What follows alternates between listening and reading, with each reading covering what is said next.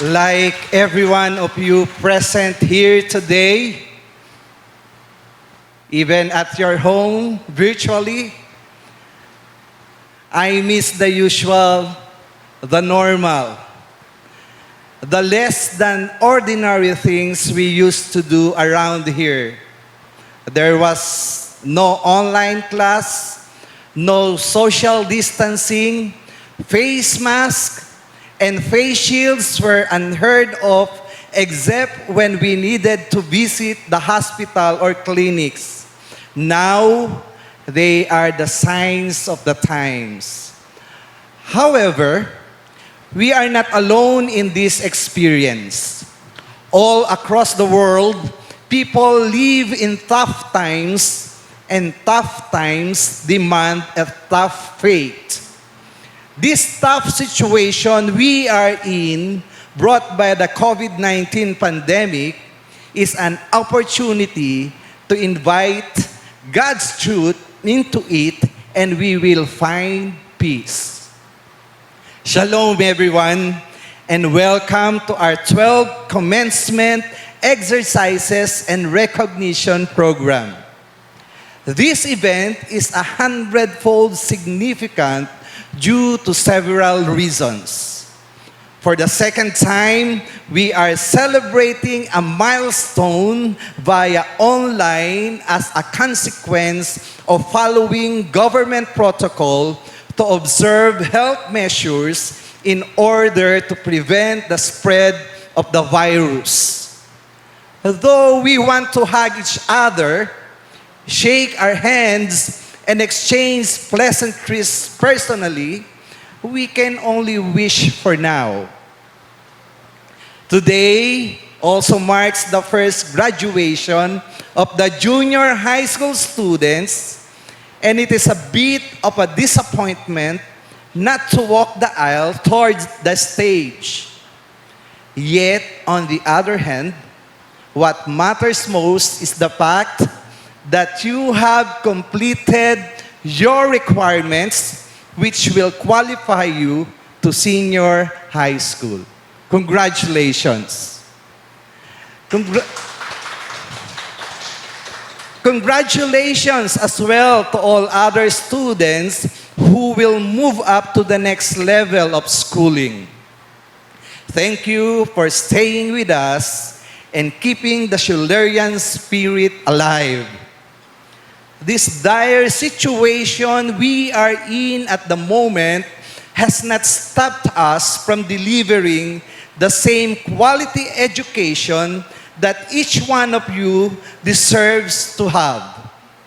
Though it is difficult and seemingly almost impossible to achieve, SCA persists and stays right on its mission of molding minds and shaping hearts.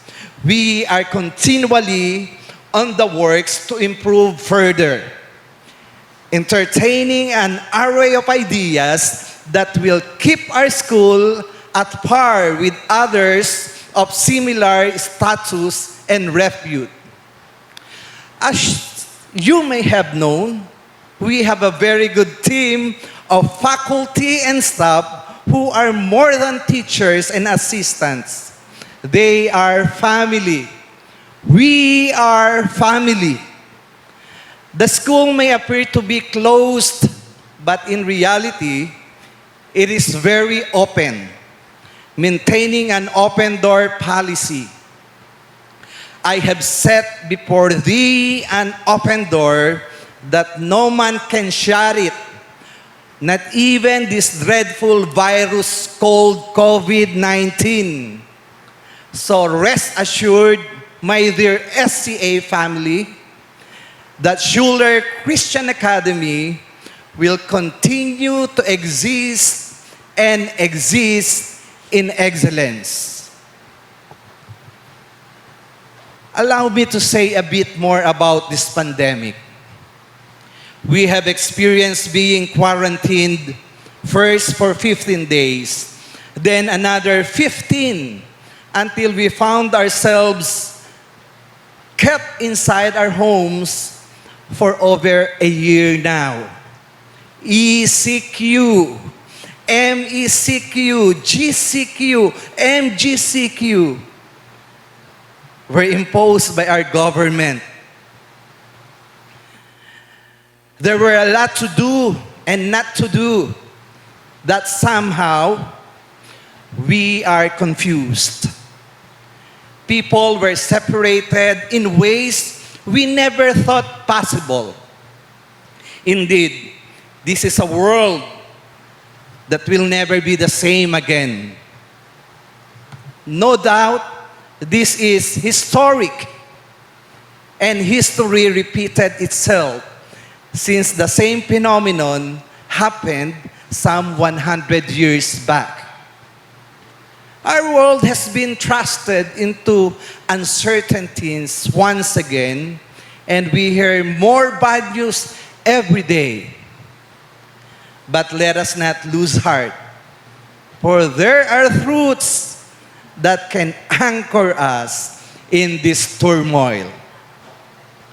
Let me share to you 3 important truths the Lord wants us to know and learn. Learn more and maybe answer your and my searching. What is God up to with COVID-19? First truth, bad news never changes good news.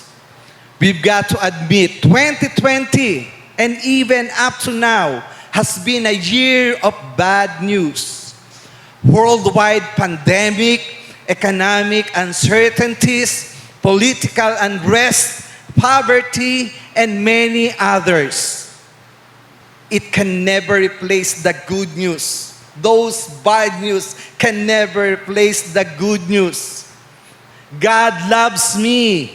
I am His child. God has a unique plan for my life. All things work together for good.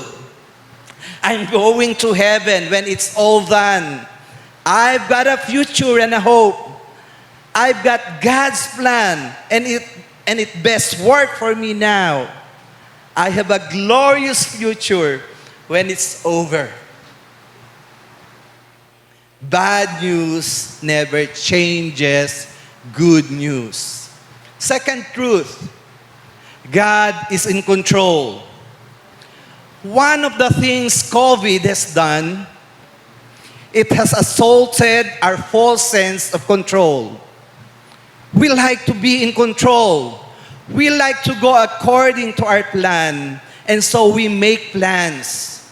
There's an old proverb that says, we make plans and God laughs. For kingship belongs to the Lord, and He rules over the nations. In His hand is the life of living thing and the breath of all mankind. Third truth, whatever I aim at, I will hit it. What I focus on expands. Ask the carpenter about that. A carpenter who drives hundreds of nails with hammer every day will tell you that wherever you aim at is where you are going to hit. If you aim at the head of the nail, you're going to hit it there. If you look at the thumb and another finger that hold the nail, chances are you're going to hit it. So the key is focusing your eyes on what you want to hit. That's why in our celebration today, and hopefully toward the end of this pandemic, hopefully toward the end of the control and the fear, our eyes are on Jesus. Fixing our eyes on Jesus. Placing our eyes on Jesus. Looking unto Jesus, the author and finisher of our faith. There is no other option nor alternative to keep us afloat. Only Jesus, calling on His mighty name always and forever. Thank you, our dear students, our dear learners, parents and guardians, teachers and staff, the Board of Trustees, and above all, God for helping us overcome the difficulties and hardships we encountered. It could have not been possible without you. Good afternoon, everyone. Soli Deo Gloria. At this juncture, let me announce our warm send-off to our retiring teacher, Teacher Sinen M. Nilo.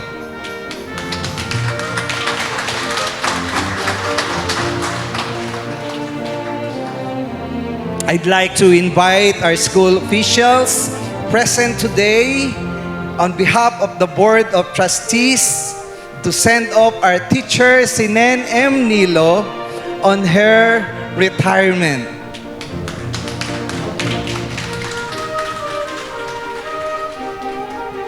Let me read the inscription of the plaque. Schuler Christian Academy, Del Pilar Street, Cabanatuan City. Certificate of Retirement awarded to Senen M. Nilo. We honor and thank you for your dedication and service to our school, Schuler Christian Academy, for 12 years. Given on the 12 commencement exercises and recognition of Schuler Christian Academy at Del Pilar Street, Cabanatuan City, May 14, 2021. Therefore, my beloved brethren, be ye steadfast, unmovable, always abounding in the work of the Lord, for as much as ye know that your labor is not in vain in the Lord. 1 Corinthians 15:58. Signed by Ferdinand Umali Cruz, President, School Director of Schuler Christian Academy.